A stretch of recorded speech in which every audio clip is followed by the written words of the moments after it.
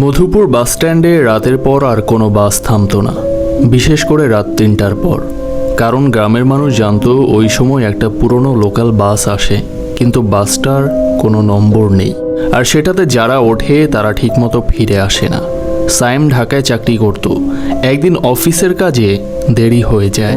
শেষ bus miss করে সে বাধ্য হয়ে ওই ফাঁকা বাস স্ট্যান্ডে অপেক্ষা করছিল। রাত তখন প্রায় 2:30। চারদিকে কুয়াশা, একটা চায়ের দোকানও খোলা নেই। হঠাৎ দূরে হেডলাইট দেখা গেল। পুরনো একটা বাস ধীরে ধীরে স্ট্যান্ডে এসে থামল। অদ্ভুত ব্যাপার, ইঞ্জিনের কোনো শব্দ নেই। পুরো বাস নিঃশব্দে এগিয়ে এলো। বাসের সামনে শুধু একটা শব্দ লেখা, ফিরতি। সায়েম একটু অস্বস্তি পেলেও উঠে পড়ল, কারণ বাড়ি ফেরার আর কোনো উপায় ছিল না। ভেতরে ঢুকেই তার শরীর ঠান্ডা হয়ে গেল। সব যাত্রী চুপচাপ বসে আছে, কেউ কথা বলছে না, কেউ মোবাইল দেখছে না, আর সবার কাপড় ভেজা। মনে হচ্ছে তারা বৃষ্টিতে ভিজে এসেছে। সায়েম পেছনের দিকে একটা সিটে বসলো।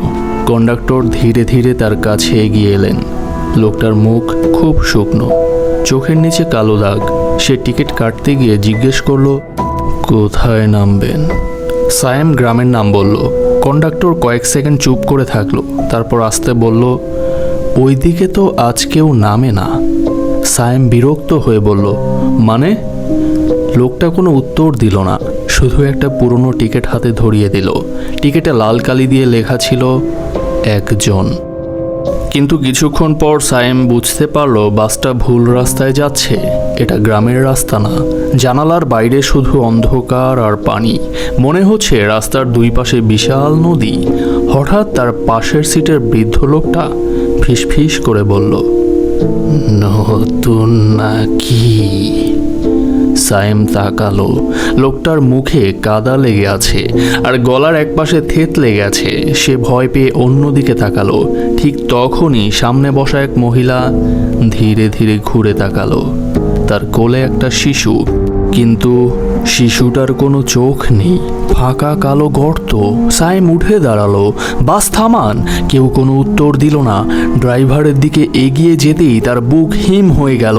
ড্রাইভারের মাথা নেই, তবু স্টিয়ারিং নিজে নিজে ঘুরছে, আর পুরো বাস জুড়ে তখন একটা গন্ধ ছড়িয়ে পড়ছে, পচা পানির গন্ধ।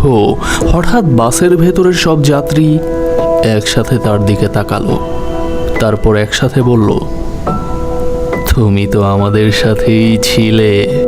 সায়েম চিৎকার করে পিছিয়ে গেল, আর তখনই বাসের ভেতরে লাইটটা জ্বলে উঠল, আর সে দেখতে পেল সব যাত্রীর শরীর ফুলে আছে। কারো হাত নেই, কারো মুখ থেতলে গেছে।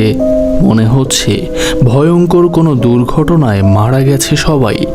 হঠাৎ বাসের সামনে একটা সাইনবোর্ড দেখা গেল, মধুপুর সেতু 1 কিলোমিটার। সায়েমের মাথায় মনে হলো আকাশ ভেঙে পড়ল। 3 বছর আগে এই সেতু থেকে একটা লোকাল বাস নদীতে পড়ে গিয়েছিল। সব যাত্রী মারা যায়, আর বাসটার নাম ছিল ফিরতি।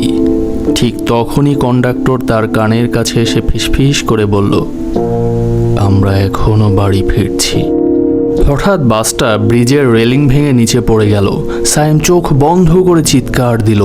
পরদিন সকালে নদীর পাড়ে জেলেরা তাকে অচেতন অবস্থায় খুঁজে পায়। সায়েম বেঁচে ছিল, কিন্তু এরপর থেকে প্রতি রাত 3টার সময় তার ঘরের বাইরে বাসের ব্রেক করা শব্দ শোনা যায়, আর জানালার বাইরে একজন দাঁড়িয়ে ফিসফিস করে বলে, ভাই নামবেন না?